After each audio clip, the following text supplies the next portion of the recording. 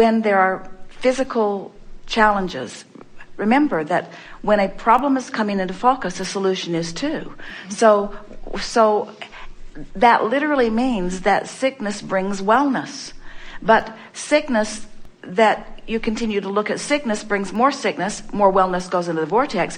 But you look at the sickness, so it gets more sickness, more wellness goes into the vortex. But you're looking at the sickness, so you get more sickness. So we haven't said this with this clarity before, but you've set it up for the perfect way of explaining it, that a lot of people are saying, they often don't mean it really fully, that they're not sorry that such and such happened because of the good that came from it. And we just want to emphatically say that good always comes from it, but the question isn't whether good comes from it. The question is, how quickly am I going to start tuning myself to the frequency of the good that came out of it, instead of staying focused on more of the current reality. Mm-hmm. We know that we're annoying the way we keep cutting you off, but the difficulty is simpler than you know. You keep talking about it. You keep talking about the problem that we just said to you, and don't be upset about this, because Jerry and Esther aren't getting it yet over the breakfast either. And we know that the reality is compelling, and it seems like that's where the tests are, that's where the doctors are, that's where your physical reality is. We get it, but you have to play that down.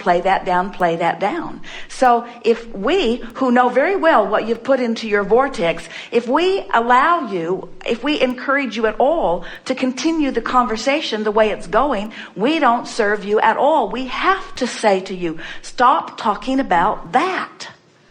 Stop talking about that and talk about this. You see.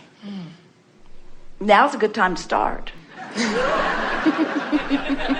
It's not as interesting yet, and you're not as practiced, and there's a lot more details and a lot more trauma around all of that, but really, well, every subject is two subjects. So it's a matter of gradually, through practicing the end of it that feels better. And do you believe us at all? Do you believe that when you're experiencing sickness, that you're asking for wellness and that the wellness is queued up? Yes. So what's hard to talk about that? In other words, we don't get why it's hard.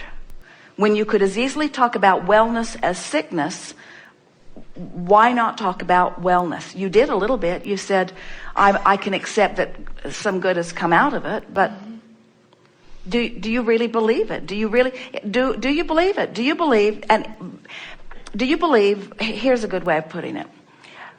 Do you ever hear someone say, oh, I've been well for so long and there are a lot of sick people, so I think I'm going to be sick for a while to allow sick people to be weller?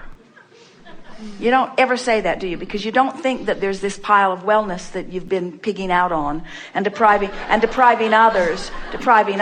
And so that's one way of looking at this. And we want to convince you that, do you believe that you are a vibrational being? Mm-hmm. And do you believe that as a vibrational being that you can focus on wanted or unwanted? Yes. So what is this insatiable appetite, and it's not just yours, almost all humans have it, of wanting to explain what is? What is the big deal about what is? What's the big deal about what is? Is it, you know what it really is? I'm running around with a whole lot of other humans who've forgotten who they are, that don't remember about the vortex, who have trained themselves away from caring about how they feel, and we are, for the most part, just a big human complaining pity party. Those are the books that sell. You want to get a best-selling book, then dig yourself into a really deep hole and then crawl out, and they'll clap when you crawl out. We're just trying to get your attention a little bit here. We want to convince you that you don't have to tell the story about reality. You can tell the story about vibrational reality. But when you say it's hard, I can't do it, I don't know how to do it, that only means that's because you've practiced the reality story more than the vibrational reality story. Do you know anybody? Have you ever, and we won't tell, have you ever told a fib for so long that you forgot it was a fib? Do you know people who lie really easily? That's what we want from you. We want you to take a departure from reality and train yourself into the improved reality, into the wanted reality. We want you to train yourself. But so many of you have believed that you've got to tell it like it is. And so someone says, how are you? And you don't feel that good. And you feel like you should tell them, well, I really don't feel that good. And they didn't really care. They didn't really mean, how are you? They meant, hi. So just practice as best you can. And so the answer to your question is, how can you practice the better feeling when the reality isn't there yet? And we say, catch yourself at the best moments that you can find and emphasize that to yourself. And do it over and over again. Just find the best feeling moment that you can find and practice it from then. And it is our promise to you. It will get better and better and better and better and better. Well, it isn't a matter of something outside of you assigning what you're supposed to be doing. When you find yourself in a sort of trend where you're really feeling blissful, what that means every single time is that all this stuff that you've been throwing into your vortex, you're in the vortex or on the verge of it, and so you're feeling the inspiration. But the vortex keeps expanding and evolving too, so you have to keep it current. That's why we want you to make it this emotional quest rather than a manifestational quest, because if you make it an emotional quest, if you care about how you feel, then you just keep feeling good as new ideas keep coming. But we will say this, you bring up a really good point, and you're really going to like this. This is an important piece to all of this, and we think it's the piece that you're looking for here. So this vortex, are you believing it? This vibrational reality. So if you are in despair or focused upon pain or sickness, you're far from the vortex, and inspiration is not something that's coming to you. The best you can do is motivate yourself by making yourself do stuff, but you're not being swept into the vortex, not regularly. If you're hanging around in an attitude of hopefulness, then you're on the brink of the vortex enough that it's taking you in and making a believer out of you. If you can hang around in hope, the vortex will take you in often enough that you will become a believer. And before you know it, you will just know. There will be no vibrational difference in what you want and what you expect. Expect is a really important word. So if you're hanging around in hopefulness, and the vortex takes you in, you're going to have an impulse. That's that feeling of inspiration. You know how when you'll think, oh, I want to call so-and-so. That's inspiration. And here's the thing, and your words really triggered this very specific answer. When you feel that, that's the time to make the call. When you have that feeling, act on it in that moment. If you act on your inspiration, when it comes, what'll happen is, that's how you become a believer, because if you get that feeling, of that impulse to do it, and you follow through on it, and it pays off for you, before you know it, you start to understand the power of your inspiration. Esther laughs because her inspiration, they drive so much, and Esther is usually driving, and so her inspiration comes while she's driving, and it's just not the same to record it into the recorder, and then later when they get to the hotel room, transcribe it from the recorder, and then enter it into her computerized enormous things to do someday list. In other words, that's not the way to respond to inspiration, because the window opens and closes and opens and closes and opens and closes, and when you respond in the moment of the impulse, you're going to get big results.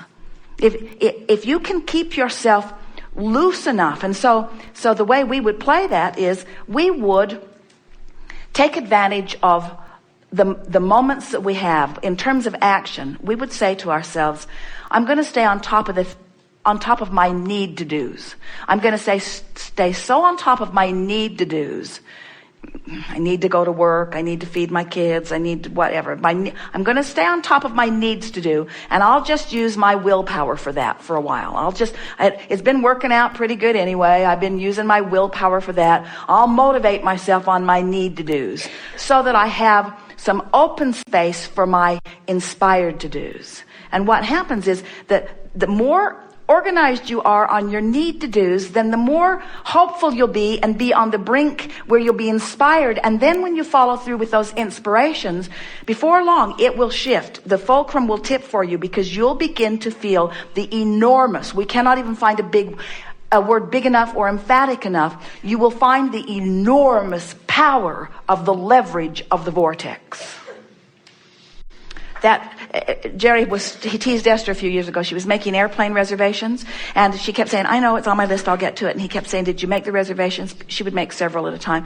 No, I'll do it. Did you make the reservations? No. Then he tried to motivate her. You know, the longer you wait, the fewer seats there are. The longer you wait, the more we pay for the tickets. I know, I'll do it. She just could not make herself do it. She just couldn't make herself do it.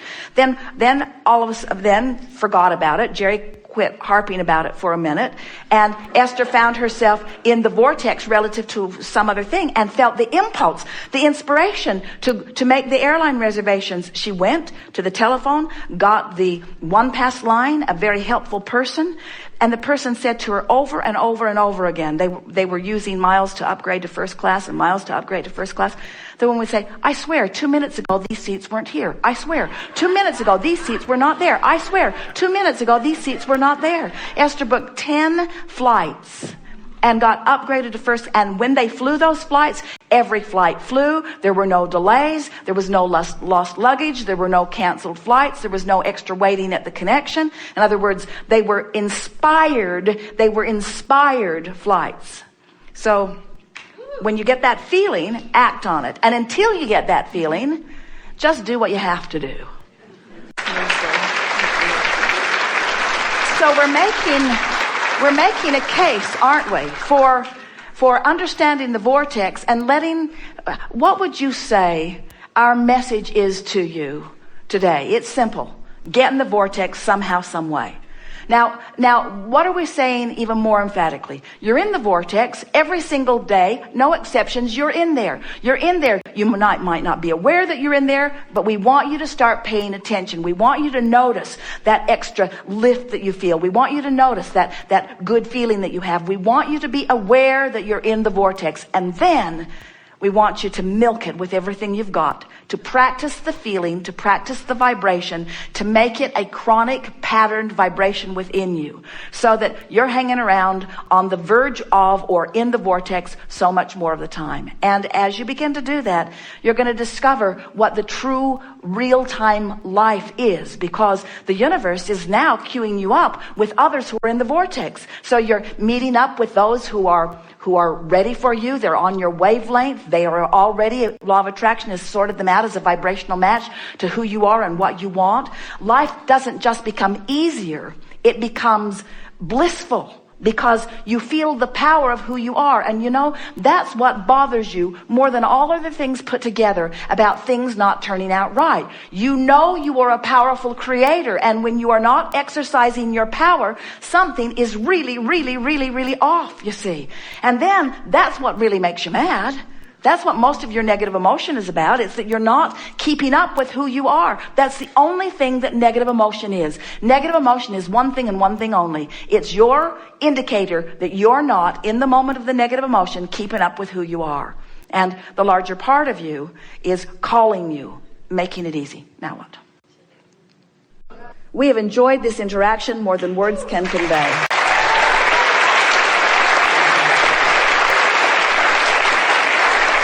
You are really good at what you do. You are really good at what you do. Just have more fun in the doing of it. Don't make big changes in what's going on in your life experience. Just decide to tweak it just a little bit into more fun. And watch the leverage of the energy that creates worlds flow to your fingertips, you see.